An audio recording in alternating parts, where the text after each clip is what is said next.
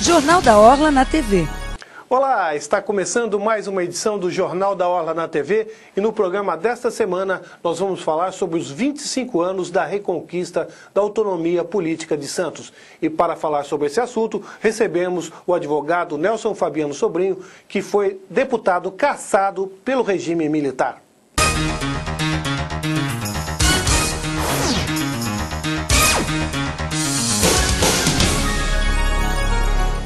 Estamos de volta com o Jornal da Orla na TV. Nosso convidado é o advogado Nelson Fabiano Sobrinho. Olá, Nelson, um grande prazer recebê-lo. O prazer é todo meu, Edson, estar aqui com você. Nelson, que era deputado durante o período do regime militar, acabou sendo cassado pela ditadura militar e foi um dos personagens mais importantes na luta pela reconquista da autonomia de Santos.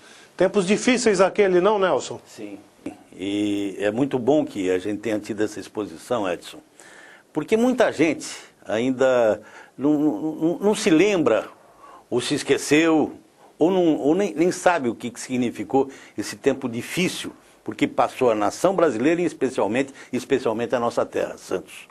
Por um tempo em que eu fui cassado pela ditadura militar, mas o povo inteiro de Santos teve seus direitos políticos cassados, porque não podia eleger o seu prefeito, sob o pretexto de uma suposta segurança nacional. Pois bem, esse coincidiu por ser o período da maior decadência da nossa cidade. A cidade que era pujante, sob o ponto de vista econômico, sob o ponto de vista cultural, sob o ponto de vista político, ela de repente ela feneceu, ela caiu.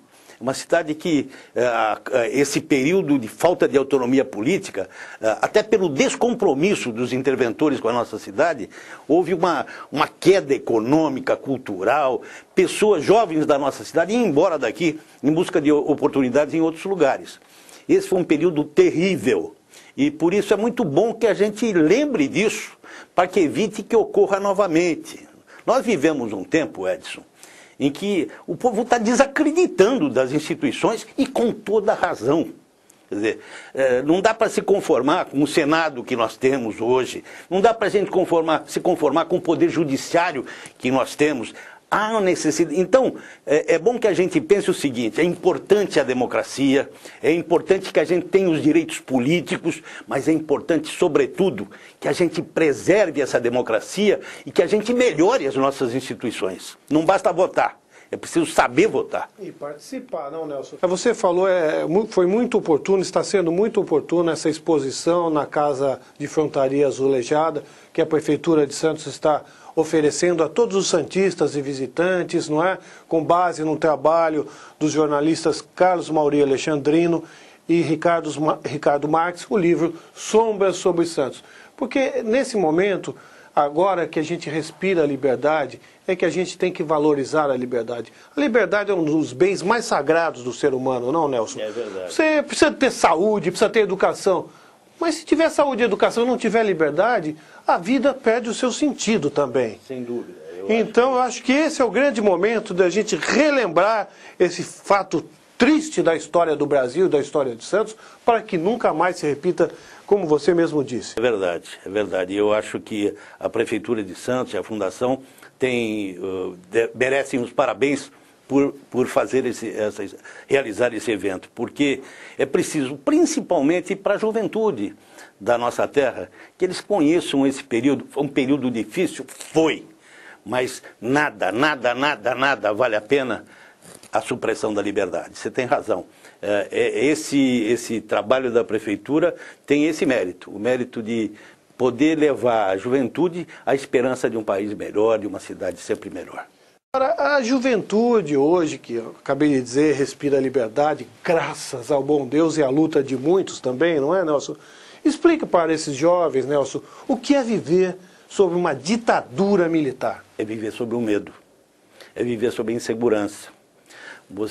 Vocês imaginem, por exemplo, os seus telefones permanentemente grampeados. Você imagine a imprensa sob censura.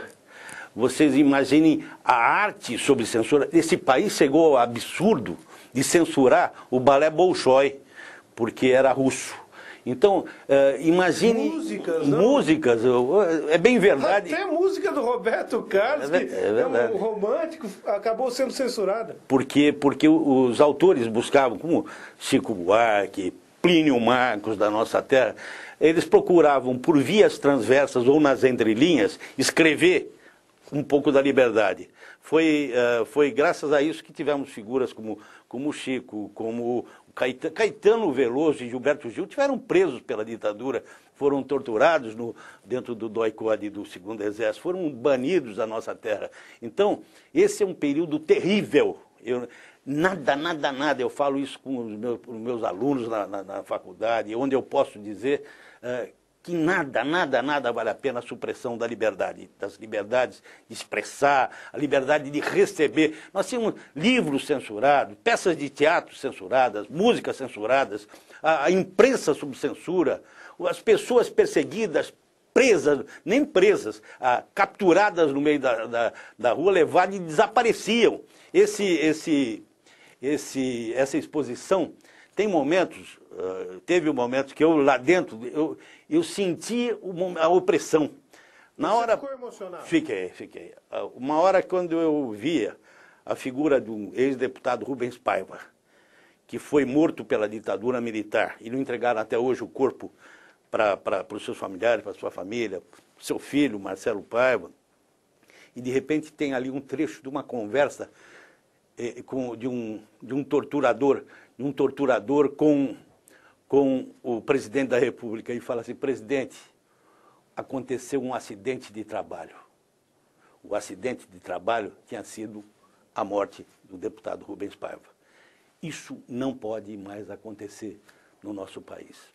Nem só no nosso país, né, Nelson? A gente não pode admitir isso em lugar nenhum do planeta. E eu fico feliz ao constatar que quando tem um golpe militar, como teve em Honduras, os principais lideranças do mundo, o presidente dos Estados Unidos, Obama, o nosso presidente Lula também teve pulso firme, quer dizer, então o mundo reage. Ditadura nunca mais em nenhum lugar do mundo. Então, isso acaba sendo gratificante a gente perceber essa mudança, não? Verdade, Edson. Eu fico feliz também em saber que hoje já é um consenso mundial o respeito à democracia, que pode ser o pior regime, mas ainda é o melhor do que qualquer outro. Não inventaram nada melhor. Nada melhor. Então, é muito bom que o mundo não aceite regimes de opressão.